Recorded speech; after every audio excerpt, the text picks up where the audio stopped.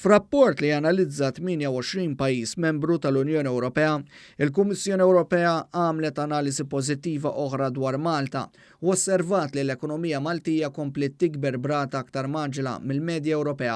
It-tkabbir tal-ġid nazzjonali ta' Malta kiber bi kważi 8% bejn l-2014 u l-2018 biex l-ekonomija Maltija kienet fost l-aktar ekonomiji li qed jikbru b'ritmu maġġer fl-Ewropa, qalet il-Kummissjoni.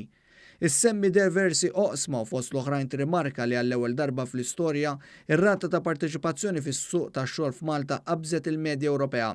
It-tkabbir ekonomiku robust ta' Malta mexa id fit ma' aktar ħolqien ta' impjiegi sostniet il-Kummissjoni Ewropea.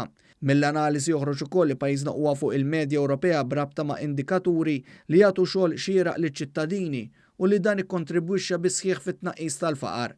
L-analisti Ewropej sostnow li l-ħolqien tax-xogħol u tkabbir ekonomiku għenu mhux ftit fil-ġlieda kontra l-faqar u l-esklużjoni soċjali. Il-Kummissjoni tbassar li l-finanzi pubbliċi mistennija jibqgħu f'qagħda tajba u rimarkat li fuq medda ta' 4 snin bejn l-2014 u l-2018 l-afsa tad-dejn fuq il-Maltin niżlet b'aktar minn 17%. Ir-rapport jilqgħu wkoll b'mod pożittiv ħidmet il-Gvern biex itejjeb il-qafas regolatorju fil-ġlieda kontra l-ħasil tal-flus b'aktar riżorsi lill-Awtorità Maltija s-Servizzi Finanzjarji, l-MFSA u l-FIAU. Il-Kommissjoni Ewropea qalet li hija sodisfatta bil-kuxjenza soċjali qed turi Malta, osservat li l-pensjoni żdiedu b'aktar minn 20% l-akbar żieda f'40 sena. Dwar is-servizz tas-saħħa qalet li dan qed jingħata b'mod effettiv u miftuħ għal kulħadd.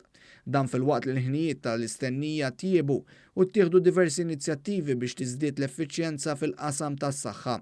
Ir-rapport innota wkoll ir-riformi biex tiżdied l-akkomodazzjoni soċjali u biex il-kirjiet isiru aktar affordabbli. Il-Kummissjoni faħret ukoll miżuri riċenti biex jonqos l-użu ta' trasport privat favur inqas tniġġis ambjentali.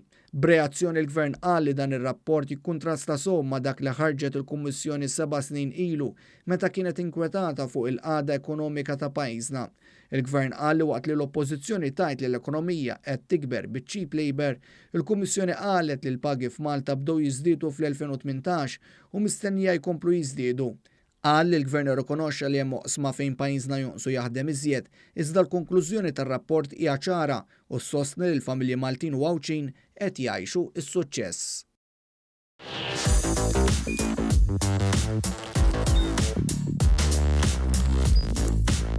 Idħol fuq one.com.mt u hemmhekk tista' tara l-programmi kollha li jxandru fuq One permezz ta' One Play.